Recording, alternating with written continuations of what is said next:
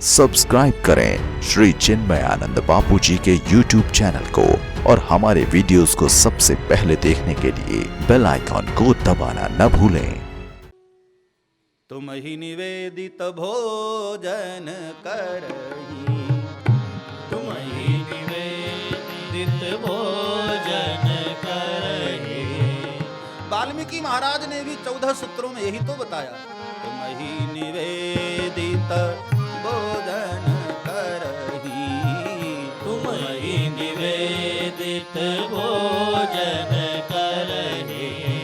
प्रभु प्रसाद पट भूषण धरही, प्रभु प्रसाद पट भूषण धरहि। तुम ही निवेदित भोजन करही, तुम ही निवेदित भोजन करहि। तुम ही निवेदित भोजन करही, तुम ही निवेदित भोजन करहि। प्रभु प्रसाद पट भूषण धरही, प्रभु प्रसाद पट भूषण धरहि। यहाँ एक प्रश्न उठता है, आप पूछ सकते हैं कि मोह की वाटिका जब है तो उसके फल खाने को हनुमान जी महाराज इतने भूखे क्यों हो गए? क्या वो मोह की वाटिका के फल हनुमान जी जैसे साधक को तृप्त कर सकते हैं? क्या भूख मिटा सकते हैं? इसी का उत्तर है रघुपति चरण हृदय धरी, तात मधुर फल खाऊं। ये मोह के वाटिका के फल हैं बेटे। ये मधुर तब होंगे जब भगवान को अर्पित कर दिया जाए। रघुपति चरण हृदय धरी,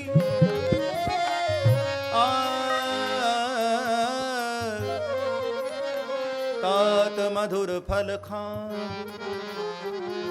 तात मधुर फल खाऊं। जाओ बेटे, भगवान को अर्पित करके भोग लगाना। तुम ही निवेदित भोजन करे। भगवान को भोग लग जाने के बाद वस्तु वस्तु नहीं रह जाती, प्रसाद हो जाता है। हाँ? और प्रसाद का जो स्वाद है ना, आहा, अवर्णनीय, उसका वर्णन नहीं हो सकता है। आप घर पर कितना बढ़िया भी दाल चावल बना लो, आप उसको खाकर देखना, और भगवान जगन्नाथ के दरबार में जो चावल बनते हैं, कभी उसका भोग लगाना, क्या स्वाद होते हैं उसमें। हाँ? हमने तो कई बार उड़ीसा दर्शन किया भगवान जगन्नाथ का, क्या स्वाद है। साधारण सा दाल, वहां चावल का ही भोग लगता है। हाँ? और चावल में भी इतने स्वादिष्ट, इतने स्वादिष्ट, जिस स्वाद का कोई, इतनी प्यारी खुशबू, और ऐसा नहीं कि कोई बहुत अच्छी क्वालिटी का। जो चावल भोग लगता है, भोग लग जाने के बाद जो प्रसाद हो जाता है, पूरे जगन्नाथपुरी में उसका वितरण होता है, सबको बांटा जाता है, घर घर वितरित होता है, उसका स्वाद अवर्णनीय। और मैं तो कहूं कि कभी जीवन में अवसर मिले प्यारे, तो एक बार जगन्नाथ भगवान का दर्शन जरूर करना। कलयुग के प्रत्यक्ष देव जगन्नाथ भगवान।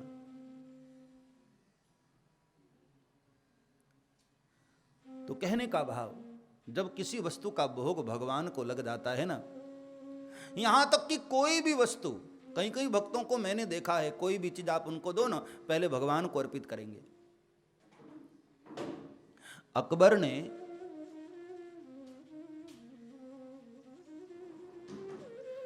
तानसेन का संगीत सुना, और तानसेन तो तानसेन, इतने बड़े संगीतकार। तो अकबर ने कहा कि तानसेन, तुम्हारी संगीत में वो कला है, वो जादू है, इतना आकर्षण है, तो तुमने सीखा किससे? मैं उस गुरु का एक बार दर्शन करना चाहता हूं। तानसेन ने कहा कि बादशाह, मेरे गुरुदेव मस्त पक्कड़ है, वो तो परमात्मा के साधक हैं, वो तुम्हारे लिए नहीं गाएंगे। हां, कभी उनकी मौज आए और उन्होंने कभी गा दिया तो तुम प्रसाद रूप में सुन सकते हो, बाकी वो कोई गाने वाले नहीं। तो कहते हैं तानसेन और अकबर बगीचे में झाड़ियों के पीछे छुपे हुए थे और श्री हरिदास जी, जिन्होंने बांके बिहारी जी को प्रकट किया, जिनकी गोद में बांके बिहारी प्रकट हुए, वो तो अपने ठाकुर के लिए गुणगान करते थे। एक दिन मस्ती में गुनगुनाने लगे, गाने लगे,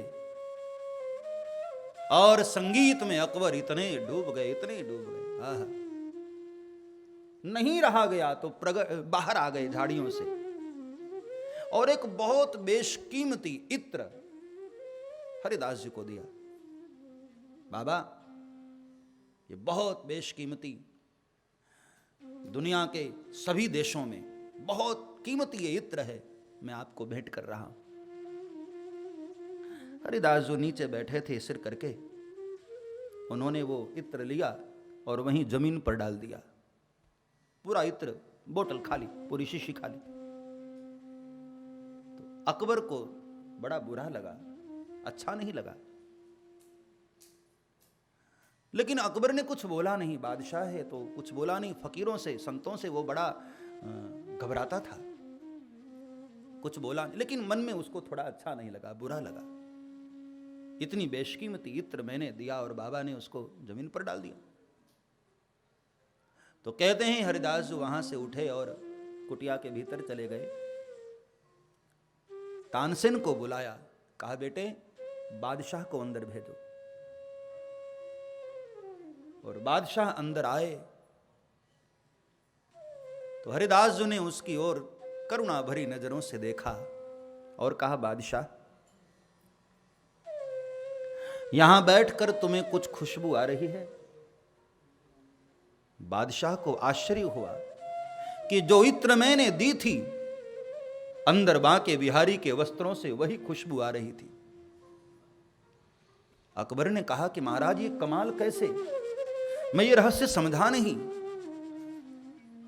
मुस्कुराकर हरिदास जी ने कहा, बादशाह तुझे क्या लग रहा था?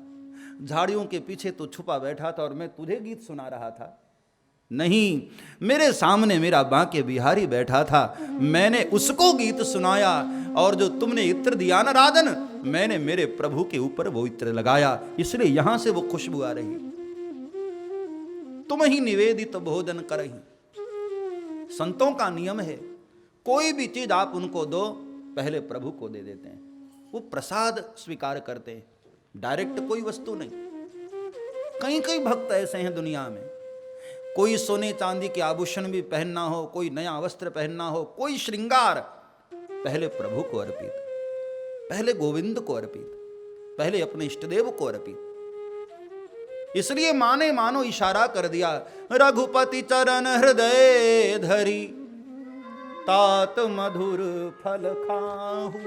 सब्सक्राइब करें श्री चिन्मयानंद बापू जी के YouTube चैनल को और हमारे वीडियोस को सबसे पहले देखने के लिए बेल आइकॉन को दबाना न भूलें।